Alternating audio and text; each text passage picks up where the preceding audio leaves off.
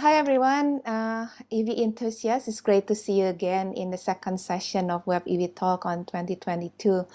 So before we start, I'd like to again thank those who have been super positive and send WebEVTalk their support. To remind everyone that education is the main mission of WebEVTalk. So I want to emphasize that there are no stupid questions at WebEVTalk. We are here to learn.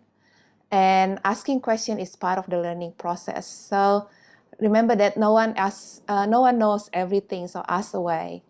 So last week, one of the questions asked was for me about how the topic for WebEVTalk was chosen. So apart from looking at what is hot on social media. So actually, from my perspective, social media helps identify those hot topics, but actually very few sessions were chosen based on that. So I think we only have a handful of topics selected based on social media in almost 2 years. And I have also chosen many topics based on what I believe will be a projection for the EV fields going forward, such as the one last week about the coronavirus and EV with Carolina Balbi. So today, we have an equally exciting speaker, Masaharu Somiya from Japan, currently visiting the US at University of Washington with a special interest in developing tools for study the cargo delivery mechanism of EVs and also investigating drug delivery application of EVs. So he recently published papers on this topic, including one in the top journal of Extracellular Vesicles. So today, his talk is going to be about communication breakdown, development of experimental tools to investigate EV cargo transfers and intercellular communication. Great. Hello, everyone. I am Masaharu Somiya from Osaka University, and I just arrived Seattle last week to start my fellowship at the University of Washington in the United States. So it's an exciting time for me to start a new position in the United States.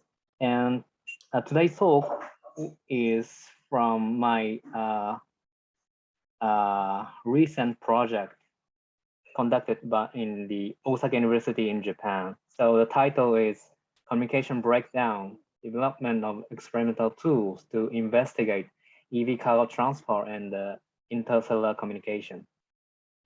And I have been working in the EV field for about 6 years from, I think it's 2016. And initially I started my project at National Cancer Center in Japan with Dr.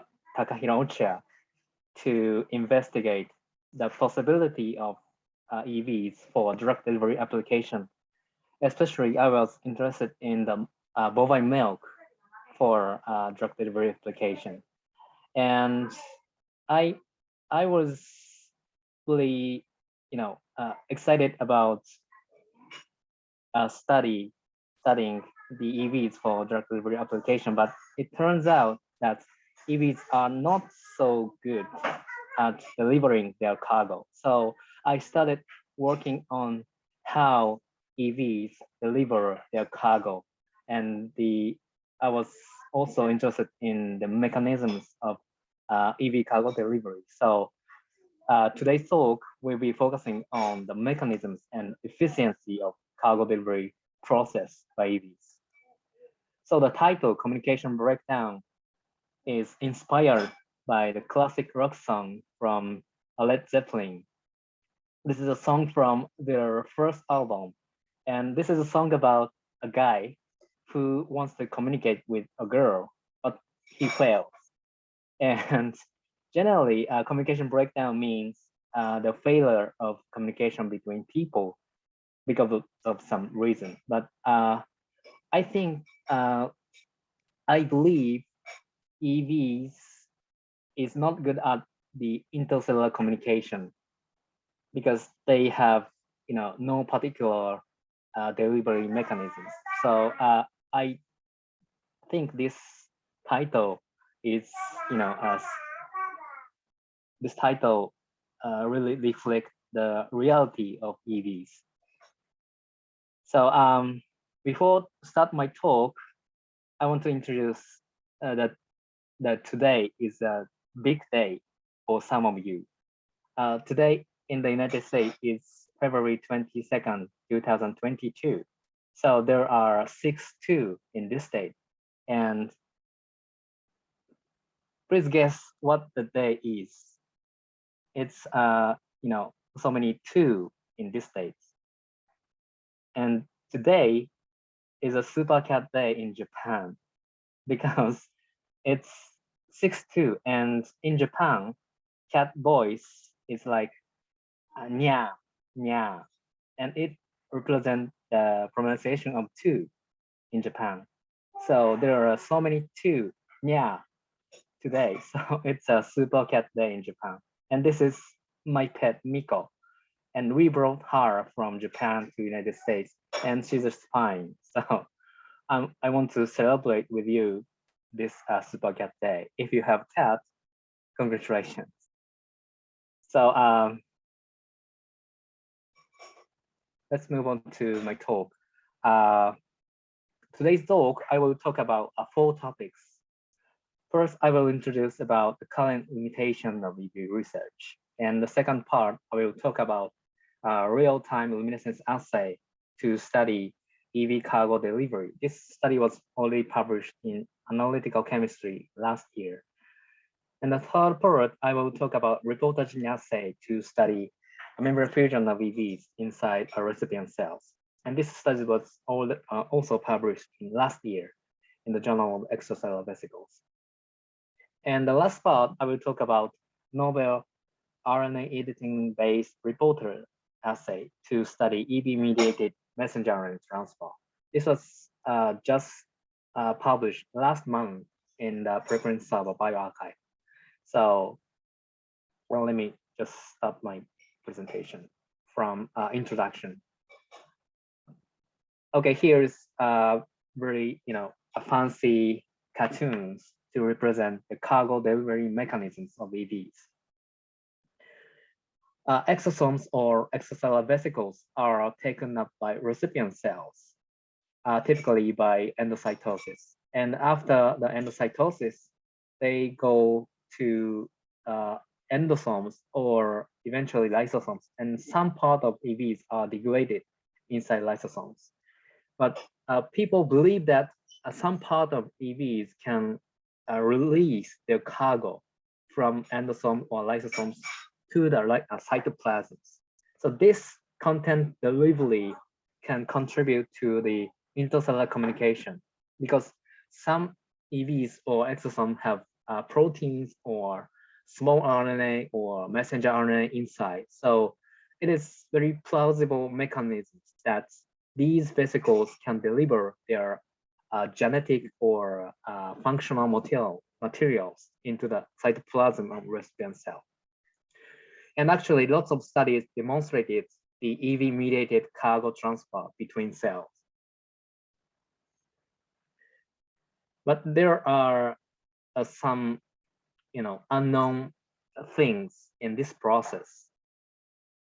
And if these vesicles release their cargo into the cytoplasm, there must be some fusion event between these vesicles and cellular membranes. This process is called membrane fusion. And you can see here that if these vesicles fuse each other, this vesicle can release their cargo into the other side of vesicles. And however, a membrane fusion is highly regulated biological process. That means this process requires very high energy. So to overcome this energy barrier, usually this process is mediated by specific proteins. In this case, a fusion protein is required to this membrane fusion happening. So in the analogy of viruses, these viruses can deliver their genetic materials into the host cells. In the case of HIV, they have a glycoprotein 120 and glycoprotein 41. They bind to the receptor CD4 or CCR5. After the binding, their glycoprotein can change their conformation, and after that, they can fuse with the membrane and release their cargo into the cytoplasm. In the case of influenza virus, they have a hemagglutinin protein on their surface. And after the binding to the receptor sialic acid on the surface of host cell, they can be internalized into the cells by endocytosis. And after the decrease of pH in the endosomes, their glycoprotein can change their structure and initiate the membrane fusion process. And after the membrane fusion, they can release their genome into the cytoplasm. So as you can see here, in the case of viruses, they require a specific membrane fusion protein like GP120 or HA1, HA2 to deliver their cargo into the cytoplasm. So we still don't know whether these kinds of membrane fusion is actually happening in the process of EV internalization or cargo delivery. So cargo delivery process of EVs is still unclear. Now we have tools to study endocytosis or intracellular localization of EVs by using fluorescence labeling fusion proteins with fluorescence proteins or immunostaining.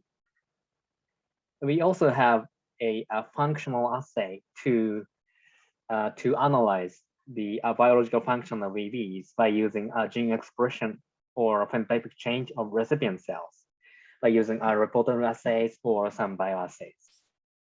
But we still don't know whether EVs actually release their cargo into the cytoplasm. And also we still don't know whether EVs are able to fuse with the membrane.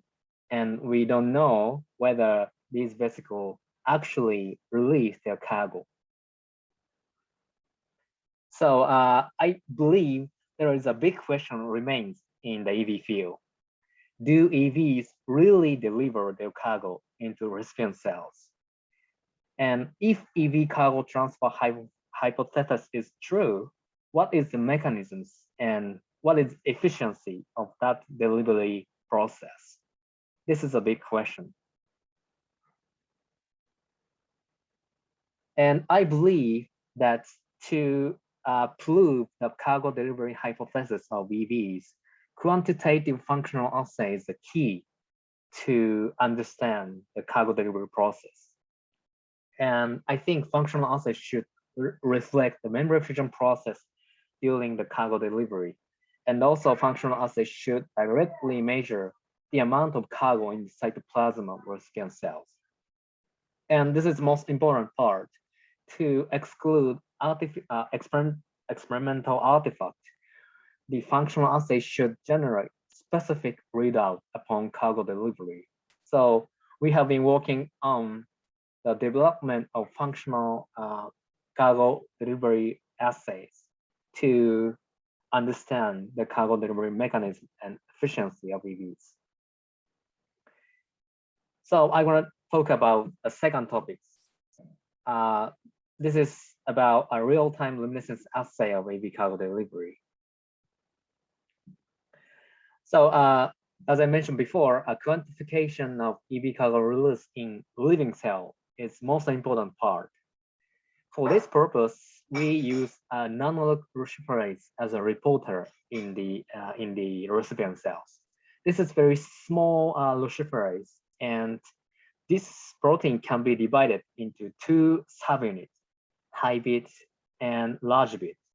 And high bit is from this protein, and this high bit has around 11 amino acids. So this is very small subunits. The another one is large bit, which has around 18 kilodalton. And they have very high affinity. So if you mix these two subunits, they spontaneously form a complex and recover their enzymatic activity as a luciferase. So the idea is very simple. We tag the protein cargo of EVs with hybrid tag. So after the delivery of this cargo into the cytoplasm, they can meet with a large bit inside a recipient cell. So after the delivery of this protein cargo, they can form a complex, and we can see the light from the recipient cell. So this is very simple. If we can deliver the cargo into the cytoplasm, we can see the light. And if we quantify the light from the recipient cell, we can estimate the cargo delivery efficiency of EVs. And in this study, we use EPN01 as EV cargo. This artificial protein was first described in the paper published in 2016 in Nature. And this protein was developed to form 60 more nanocage like this. This is a climb EM structure. And this protein has mainly 3 domains: membrane binding M domain, interaction I domain, and light binding L domains. And this interaction I domain can drive the formation of this nanocage. And thanks to this light binding L domain and membrane binding M domain, after the expression, this protein can form a nanocage and load it into the extracellular vesicles, because these domains contribute to the loading to the ESCO pathway. So this is a cryo-EM structure of secreted vesicles from, oh, sorry. Sorry, my kids is bothering me. So sorry.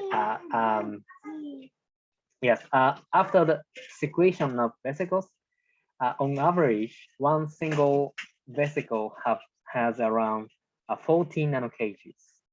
So a good thing to use this nanocage is that we have a hybrid tag here instead of mixed tag, original mixed tag. So single nanocage has around 60 hybrid, and one single EV has around 14 nanocage. That means there are so many hybrid tags in a single EV.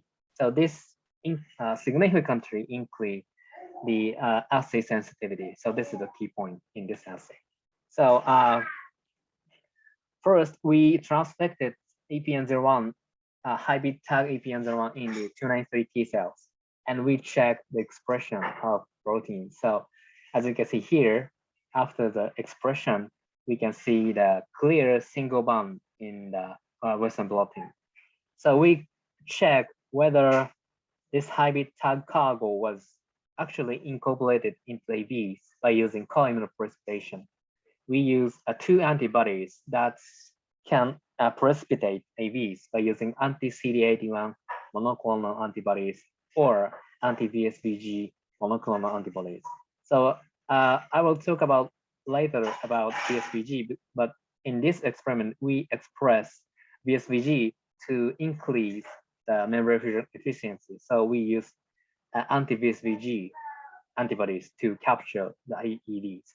So as a result, by using these antibodies, we can actually precipitate the EV cargo. That means these hybrid tag protein cargo was co-immunoprecipitated with these EV markers. So this proved that these cargo are actually loaded into the EVs.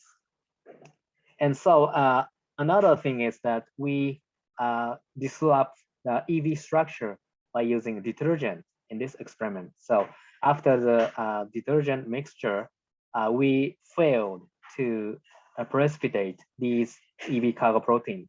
That means EV cargo proteins are actually incorporated inside membrane structure. That means EVs actually contain these hybrid tag proteins. So next, we check whether EV cargo are actually delivered into the recipient cell. In this experiment, we transfected 293 T cell as a donor cells with plasmid DNA to express EPN01 proteins and VSVG. And after the collection of supernatants, we purified the AVs, we isolated or concentrated the vesicles by PEG precipitation method. And we apply these vesicles to the recipient cells that expressing large bit as a subunit of luciferase. So we put a substrate to the recipient cells and measure the luminescence signals for up to 90 minutes. So again, this is very simple method. If EVs deliver their cargo into the cytoplasm, we can see the light, and we measure the amount of light from cells. So the strength of light means the efficiency of cargo delivery of EVs. So in the initial experiments, we failed to observe any luminescent signal from the cells using non-VSVG condition. This is normal EVs without artificial membrane fusion proteins. You can see here that during 90 minutes, you can see almost no increase of luminescent signals. However, if we put VSVG on the surface of EVs, we can see the clear increase of luminescent signals in the recipient cells. Also, we use this vesicle as a positive control because VSVG is a highly potent membrane fusion protein. So this vesicle must deliver their cargo into the cytoplasm. In contrast, in the authentic EVs, they fail to deliver their cargo into the cytoplasm. At least the efficiency of the cargo delivery was below threshold of this assay. So as well as PEG precipitation, we purified the vesicles by using autocentrifugation. And we applied the vesicles into the recipient cells. But results are pretty much consistent. Without VSVG, we saw no increase of luminescent signal. In contrast, if vesicles have a VSVG, we can see the clear increase of luminescent signal during 90 minutes. So you may think that 90 minutes is not enough. So we check the luminescent signal after 24 hours of incubation. But again, results are consistent. If EV has a VSVG, we can see the increase of luminescent signal compared to the control. But if EVs has no VSVG, there is no increase of luminescent signals. That means at least initial 24 hours, authentic EVs fails to deliver their cargo into the cytoplasm. So there is still some possibility that the detection limit of this assay was not good. So again, I will explain about our assumption. As I mentioned before, EPN01 protein can form a 16-mer nanocage structure like this. And single EV has, on average, about 14 EPN nanocage. So this is a very rough calculation, but we believe that single EV has about 840 high bit tag in the single EVs. So this is pretty much high contents in single EV. In contrast, in the recipient cells, we check the sensitivity of this luminescence assay. We put a known amount of high bit peptide to the recipient cells, and we check the luminescent signals. As you can see here, as low as about 0.1 femtomole of high bit peptide can be detected in this assay.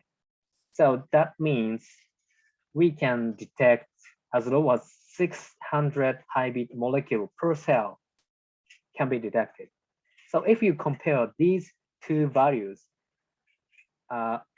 around 800 high bit per EV and a detection limit of this assay, I believe this I believe this assay can detect as around single cargo release per cells in this assay. So we think this assay is fairly high sensitivity. So the previous assay, we failed to detect cargo delivery. So this is not because of the low sensitivity, but because of low delivery efficiency of the EVs.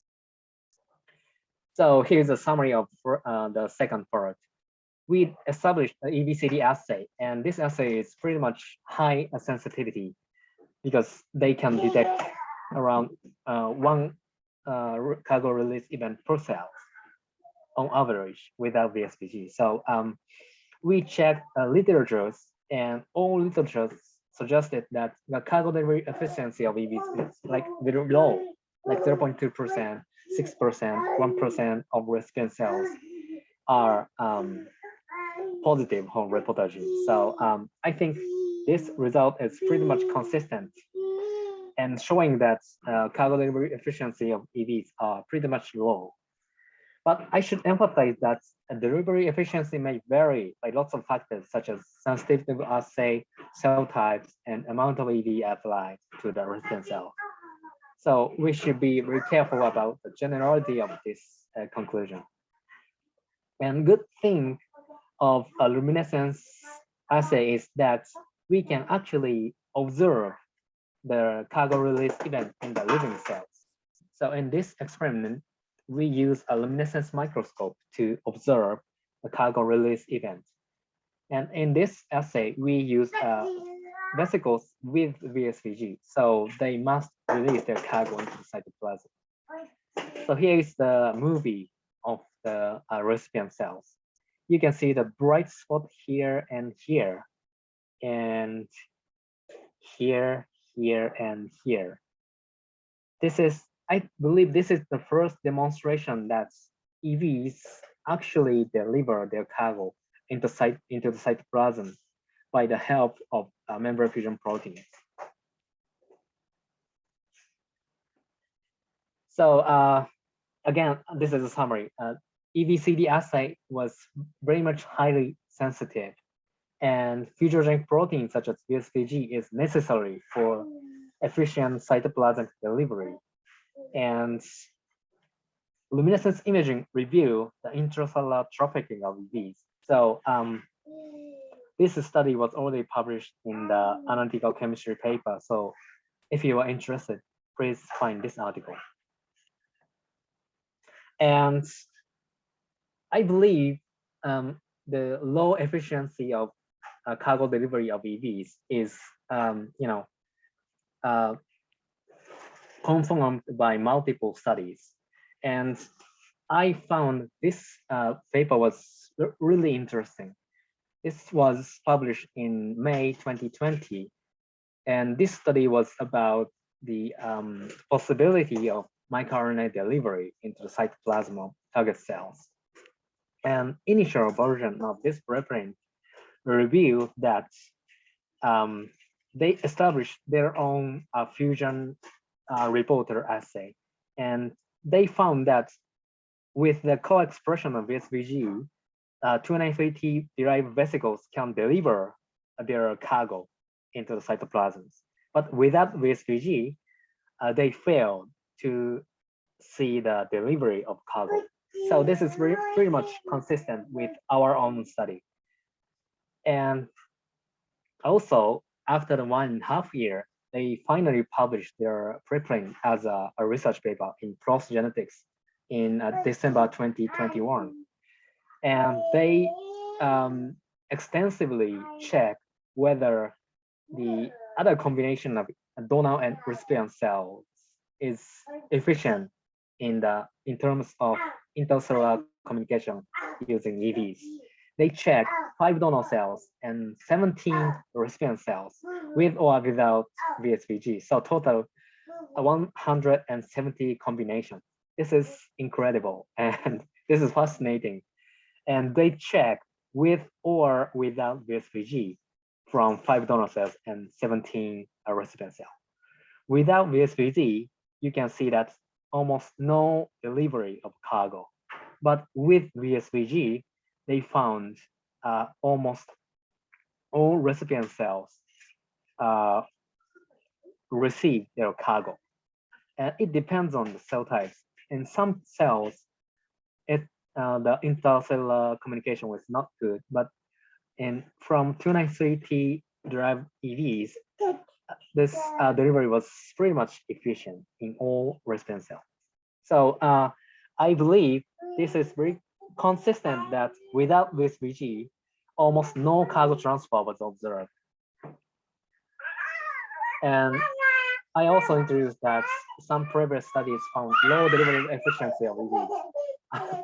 Excuse me, my son was crying around me, so I apologize for that. Some studies confirm the low cargo delivery efficiency. So I believe this is a general conclusion that EVs is not good at delivery of cargo. So I will move to another topic, a reporter-gene assay for EV membrane fusion. So as I mentioned before, functional cargo delivery requires membrane fusion process, and membrane fusion requires membrane fusion protein, like a viral membrane fusion proteins. And there are some membrane fusion assays to study membrane fusion of EV, but conventional membrane fusion assays are not feasible to study membrane fusion of EVs in recipient cells for some reasons. So I believe quantitative assessment of membrane fusion is highly demanded, but not feasible so far. So we try to establish a novel reporter-gene assay to study membrane fusion of EVs. So in this assay, we transfected donor cells to express tetraspanin TTA fusion protein flanked with TEB protease sites. So that means if recipient cells express a TEB-derived protease, TTA can be cleaved. So after the endocytosis of the vesicles into the cells, if these vesicles fuse with the membranes, the cytoplasmic TEB protease can cleave the TTA domain. So after the translocation into the nucleus, this TTA domain can recognize the TRE promoter and induce the expression of reporter gene under the TRE promoter. So in short, the expression level of reporter gene reflect the membrane fusion efficiency of EVs. So this is a very simple assay. So we check the EVs, or whether EVs have actually expressed the TTA tetraspanin proteins. So we transfected the donor cells with a plasmid DNA, and after like 3 to 4 days, we collected the supernatant and isolated EVs by PEG precipitation. And here you can see 3 combinations: CD9 TTA fusion, CD81 TTA fusion, and CD63 TTA fusion. And all combination works well. In the lysate, you can see the CD9 TTA fusion protein like this, here, here, and here. And of course, after the PEG precipitation, you can see a CD9, CD81, CD63 TTA fusion protein here. And here you can see the TTA proteins by against tetracycline repressor binding antibodies here. And we transfected donor cells with or without VSVG, as I mentioned before. This is a VSVG, and this is a control EGFP and no transfection samples. You can see the VSVG proteins in the isolated fraction here. And of course, we didn't see any connexin proteins in the isolation samples here, here, and here. In contrast, there is connexin proteins in the cell lysis. So from this result, we believe that PEG precipitation works well to isolate the EVs from debris or something like that. And we chose CD81 TTA fusion protein for following experiments. So we transfected donor cells and collected supernatant and isolated vesicles by PEG precipitation. And we treated recipient reporter cells with vesicles. And after 24 hours, we measure the reporter gene expression in the recipient cell. In this case, we use a nanoparticles as a reporter gene. So we applied vesicles to the recipient cells. As you can see here, this black bars, recipient cells express 10 protease. So with VSVG, you can see the clear increase of reporter gene expression in the recipient cells. However, without VSVG proteins, you can see no increase of reporter gene expression.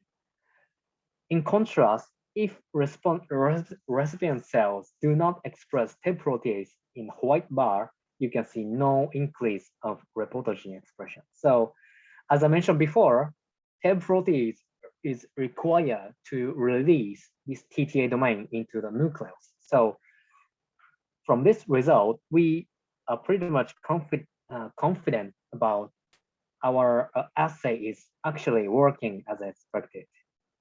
And again, you can see no increase of reporter gene in the without VSV sample. And we check whether membrane fusion is critical in the induction of reporter gene expression. So here you can see that wild type VSVG, and we put this mutation to make this VSVG no fusiogenic. So we compare this result, and the result is very clear. If vesicles have fusiogenic activity, you can see the reporter gene expression in the recipient cell.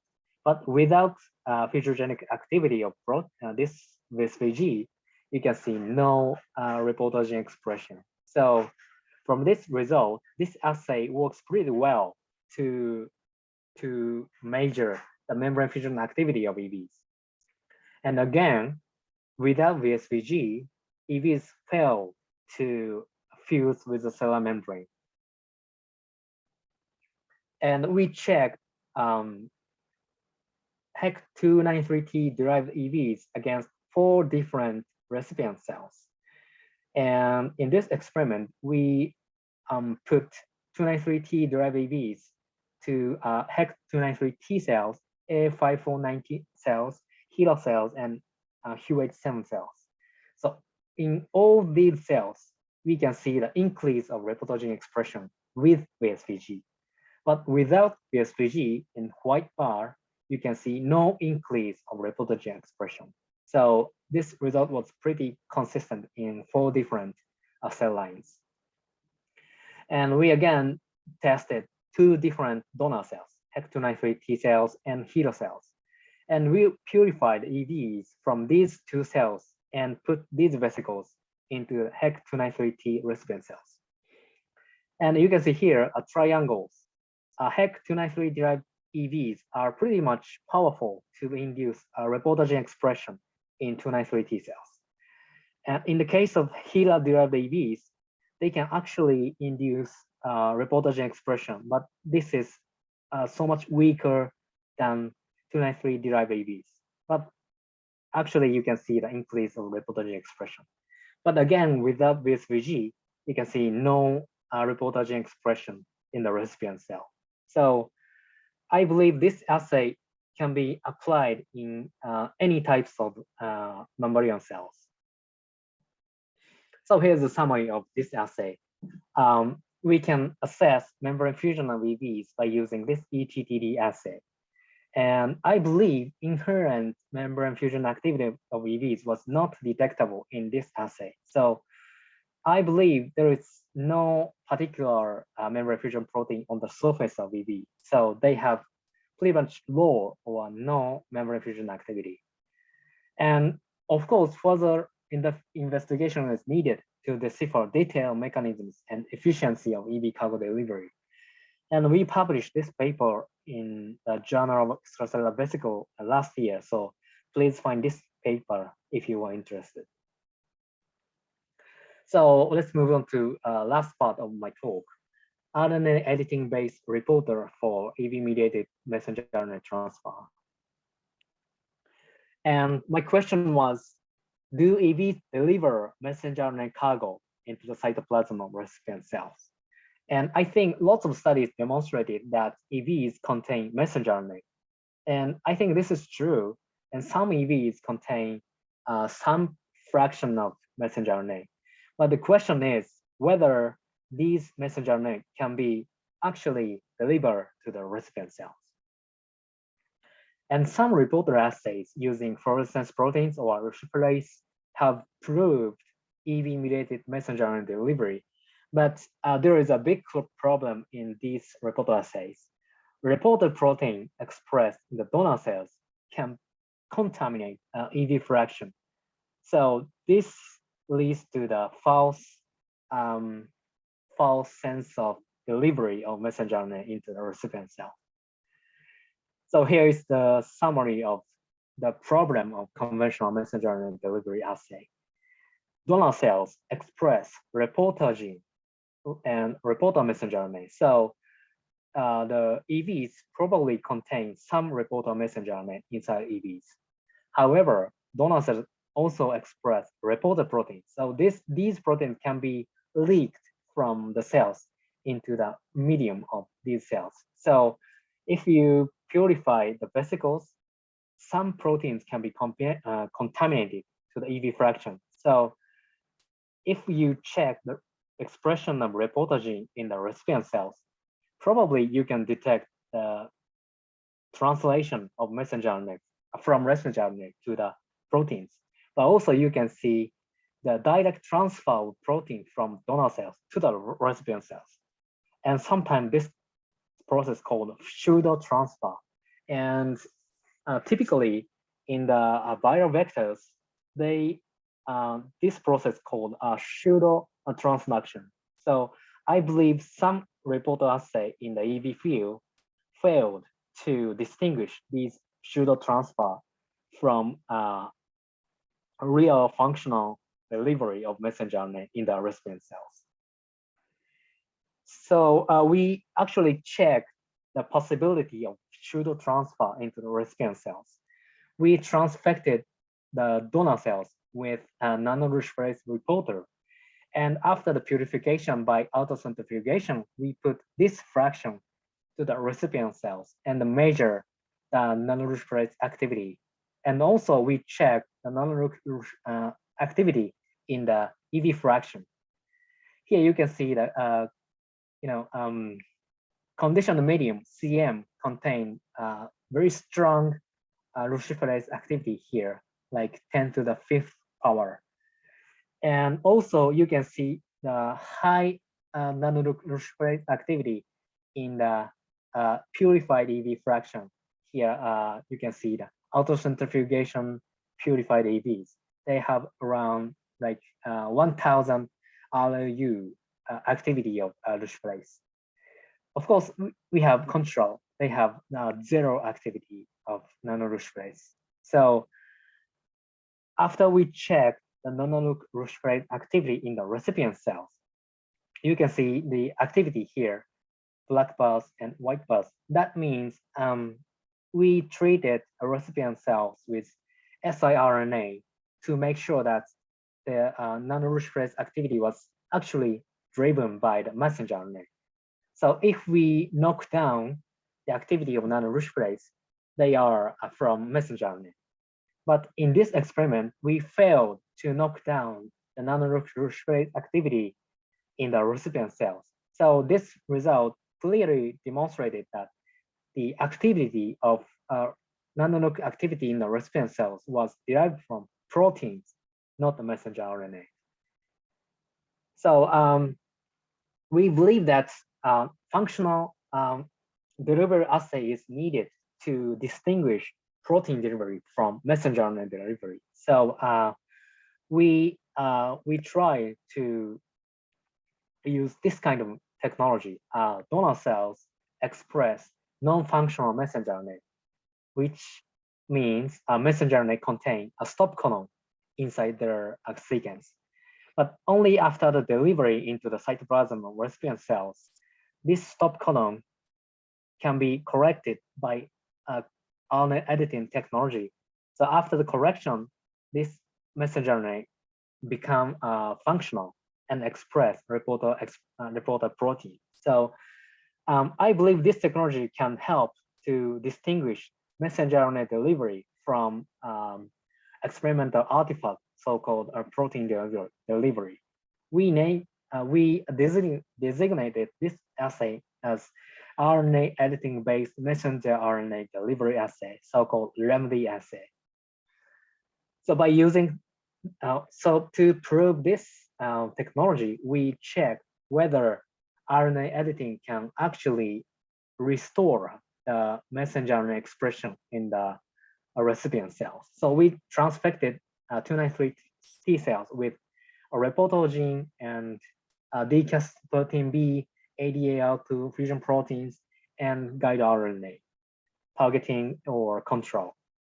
So as you can see here, if you put a wild type nanonucleotides, you can see no difference between target guide RNA or control RNA, guide RNA. But if you transfected W12 stop codon in the nanonucleotides, you can see a clear increase of luminescence signals when you transfect it with a target guide RNA like this. You can see around 900 increase compared to the control guide RNA. So this proves that RNA editing can correct the stop codon here to the triplan codon, and messenger RNA become functional after the RNA editing. So we checked the RNA delivery by using a REMEDY assay. We transfected the donor cells and collected the supernatant. And after that, we put these conditional medium to the recipient cells and check the erythropoiesis activity in the recipient cells. Here you can see the wild type nanonucleotides expression in the recipient cell. You can see the very high activity in the recipient cell. That means this is just a protein delivery from donor cells to the recipient cells. But in the case of mutation in the nanonucleotide like W12, you can see like almost negligible reflex activity in the recipient cell. So that means we can reduce the protein delivery in the assay. And compared to these values, we concluded that this activity is exclusively from RNA delivery, not the messenger RNA delivery. And we again check the messenger RNA derived reporter gene expression by using siRNA knockdown. So in the case of wild type nanonuc expression, we saw no difference between target siRNA from control siRNA. That means these activity was derived from a protein delivery, not messenger RNA delivery. And in this case, W12 subcodon, we can see almost no activity of erythropoiesis in the recipient cells, of course. And we saw no difference between control and target siRNA because there is no expression of messenger RNA, so no difference. So from this result, we concluded that a simple overexpression of messenger RNA in the donor cells failed to deliver messenger RNA from donor cells to the recipient cells. So we also tried control loading method using conventional method, but it didn't work. We used CD63 L7A fusion proteins to bind to the specific RNA sequence, but we failed. So we tried to develop novel method to deliver messenger RNA by using extracellular vesicles.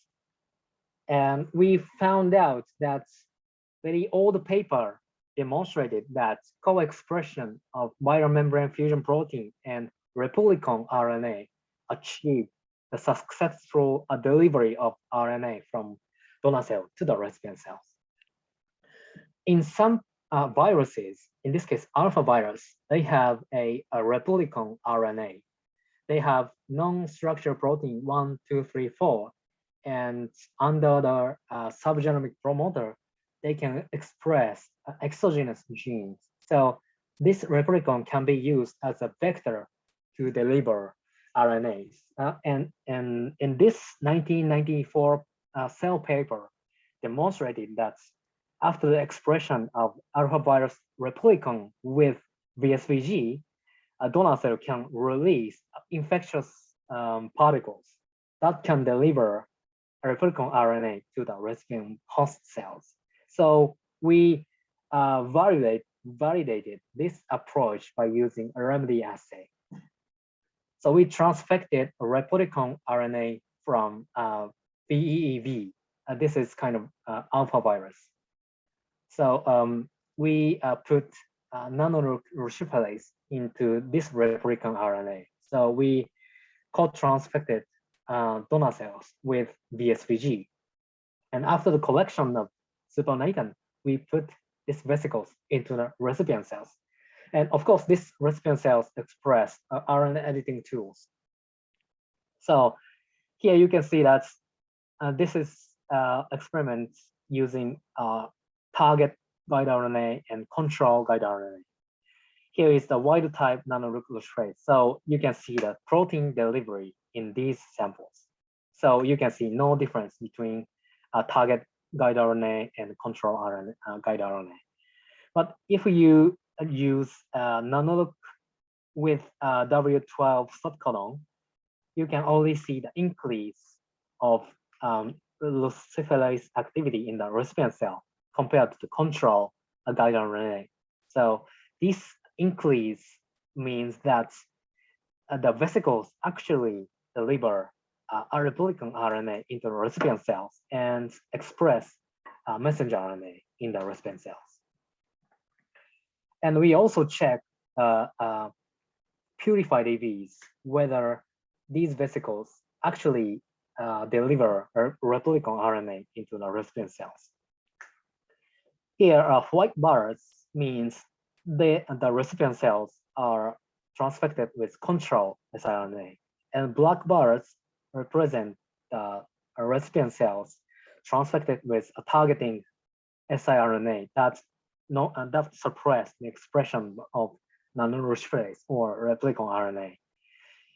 You can see here that from conditioned medium, the extracellular vesicles can deliver replicon RNAs, and the activity of nanoparticles was suppressed by targeting siRNA. So that means EVs actually deliver RNA, and RNA was expressed inside recipient cells. And also we saw RNA delivery using a purified EVs. So from this result, we are pretty much confident that this method can actually succeed to deliver replicon RNA from donor cells to the recipient cells. So here's the conclusion of this topic. RNA editing-based method can verify a bona fide messenger RNA delivery. So I believe that without VSVG or without robust reporter assay, you couldn't distinguish the protein delivery from messenger RNA delivery. So please, if we're working on the messenger RNA project, please do check the messenger RNA delivery by using siRNA or RNA editing reporter. Otherwise, you will fail to detect actual functional messenger RNA delivery. And I believe knockdown is the easiest way to verify functional messenger RNA delivery by EVs. And we found out that EVs containing replicon RNA are potentially useful for RNA delivery applications, such as therapeutics or vaccines. So this study was already published in the as a preprint in the bioarchive. So please find this manuscript in the bioarchive if you are interested. So here's a summary. AV-mediated cargo delivery process is still an attractive hypothesis, but I believe further study is needed by using rigorous experimental tools. And we developed functional reportage assays, EBCD, ETDD, and remedy assays. They are very much useful to verify the cargo transfer hypothesis in virtually any cell types in vitro and probably in vivo. And I believe engineering of EVs is a next topics to achieve functional delivery or therapeutic application of EVs. So this is a next exciting field, I believe. So here's my acknowledgement. I got some funding from JSPS and JGCS Scholarship Foundation and MEX. And I like to express my appreciation to Professor Nagai and Hatri in SANKEN, Osaka University. They helped to get luminescence imaging in the Ebcd Assay. So I'd like to thank lab members in the Kuroda lab in the SANKEN, Osaka University. So thank you for your attention, and I'm happy to take any questions. Thank you so much, Masa. Wonderful talk. And I'd like to invite everyone to turn on their video. So I think one of the very firm conclusion is that it's really, really quite important to do optimization and also purification of EVs is super important for the assessment of biological significance. So I think that's one of my main take. And you had a wonderful tools that you displayed today, and that was really promising for the field. So I've got a few questions here. So I'm going to start with the first one. Wenwei Chang, if you can turn on your video and ask the question, that'll be great.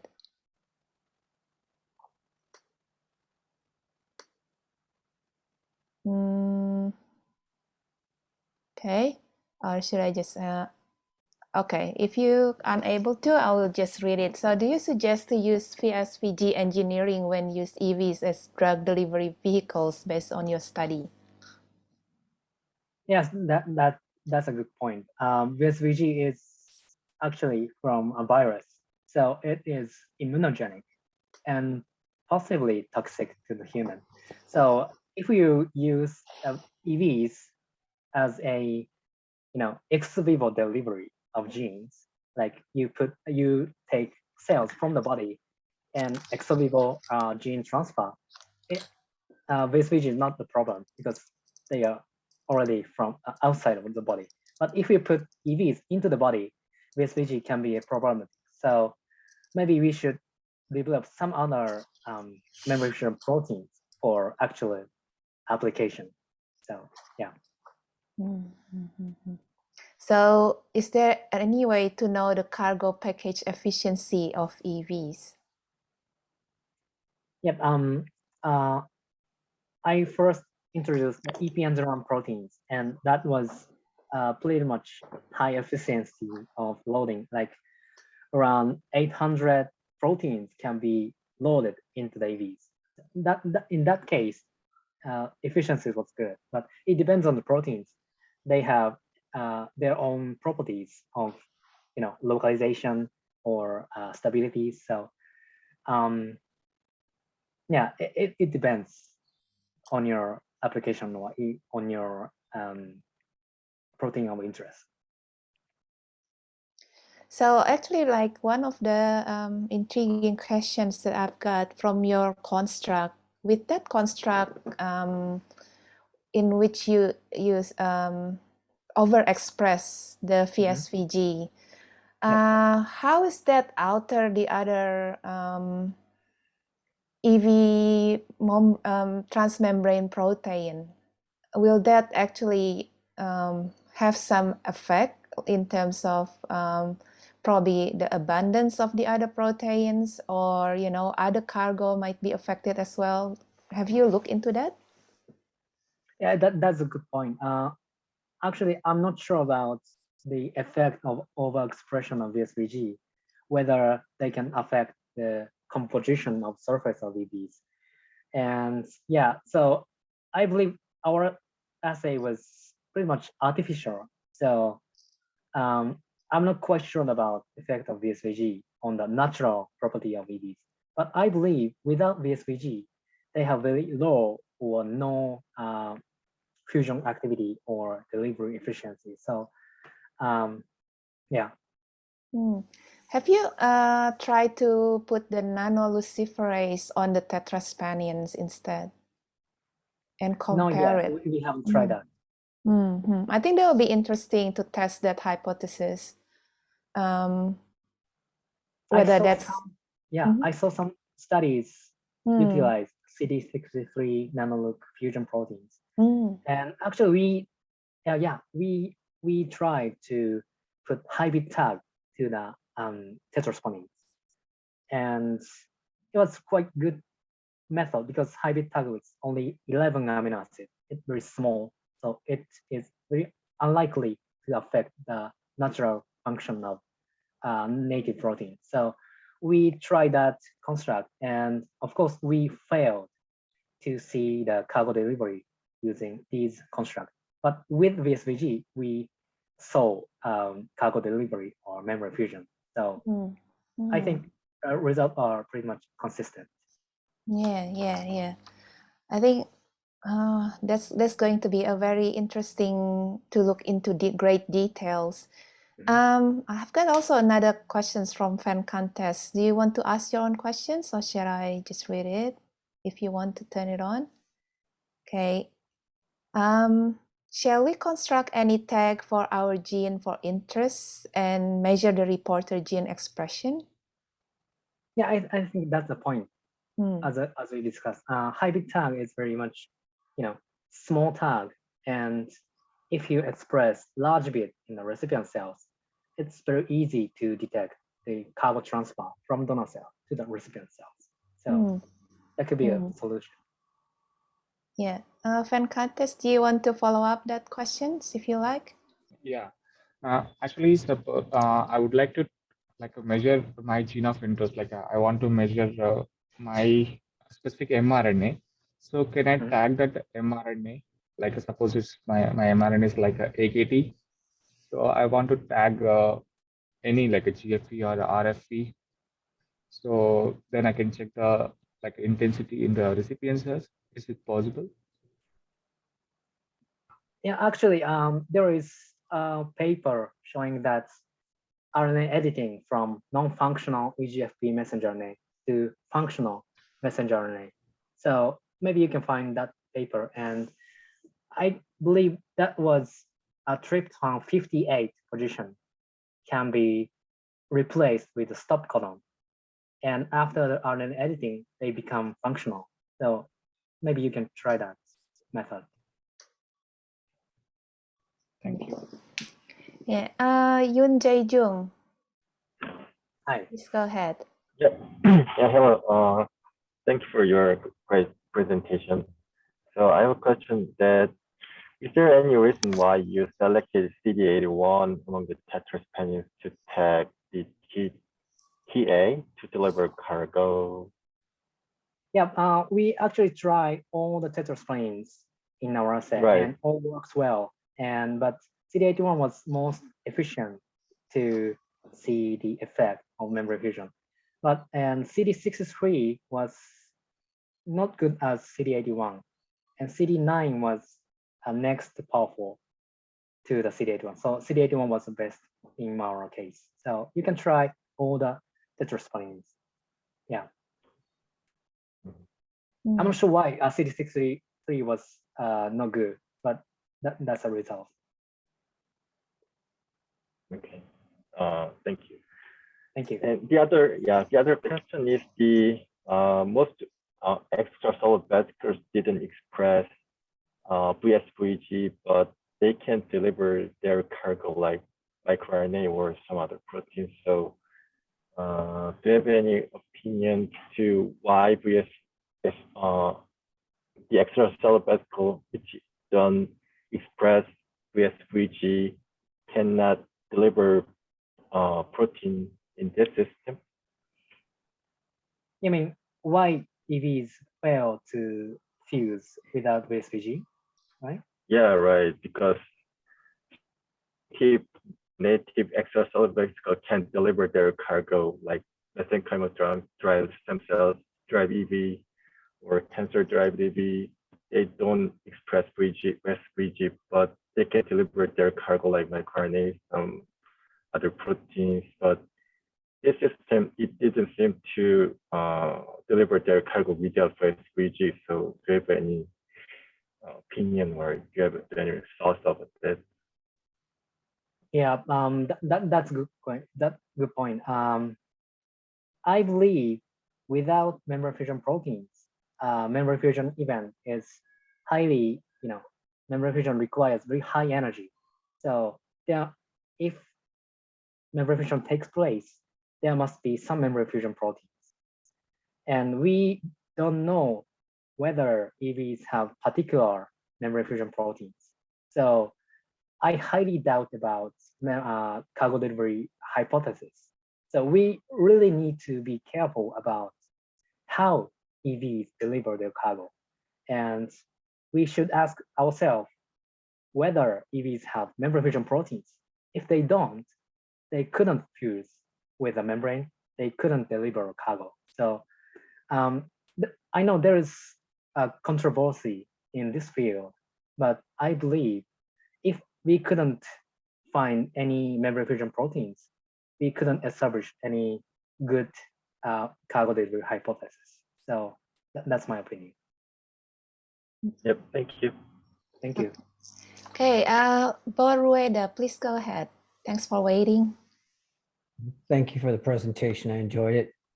Curious, if you were to label mRNA, transfer it into a knockout cell line that you've then previously knocked out for that particular gene component, and you measured it, would that be enough to convince?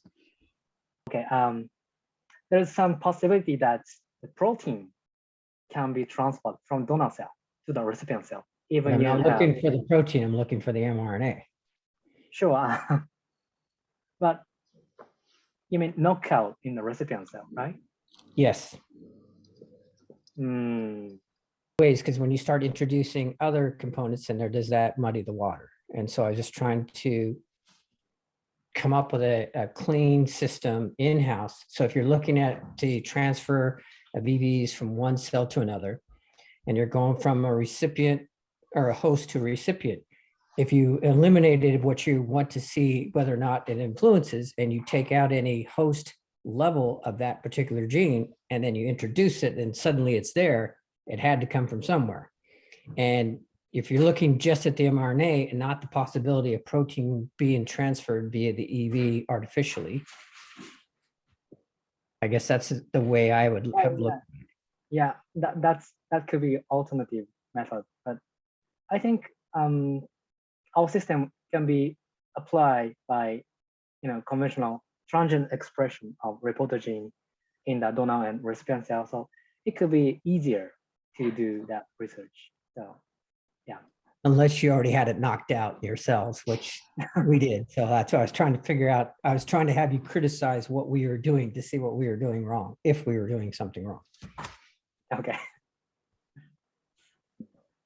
But thank you again. Yeah, thank you. Yeah, okay. We are over 1 hour and I think we've got the wonderful sessions today. Masa, thank you so much. Your presentation was fantastic. And thank you for keep pushing ahead with your little one at the background. That's okay. We all have that that sometimes, and my son sometimes shows up as well. So, I thank everyone who participate today, and your YouTube will coming up tomorrow, I think, as soon as possible.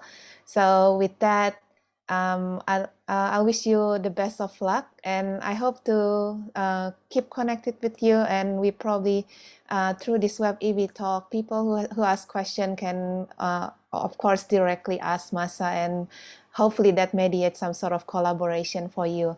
So good luck for the next 2 years, Masa. I hope you enjoy your time in the US, and good luck for the family as well. Okay. Thank you, everyone. I'll see you again for the next WebEVTalk. Just keep tuned to the social media and find out what's going to be the next. After this, when you close the meeting, there'll be a survey coming up. So if you can help answer those questions, that will be very helpful to let us know how we can be a better deliver for this virtual platform for educational talks in extracellular vesicles. So until then, please still take care, and I hope you have a best day ahead. Well, for us, it's still in the morning, but you probably have a good night's sleep. Okay, see you next time. Bye-bye.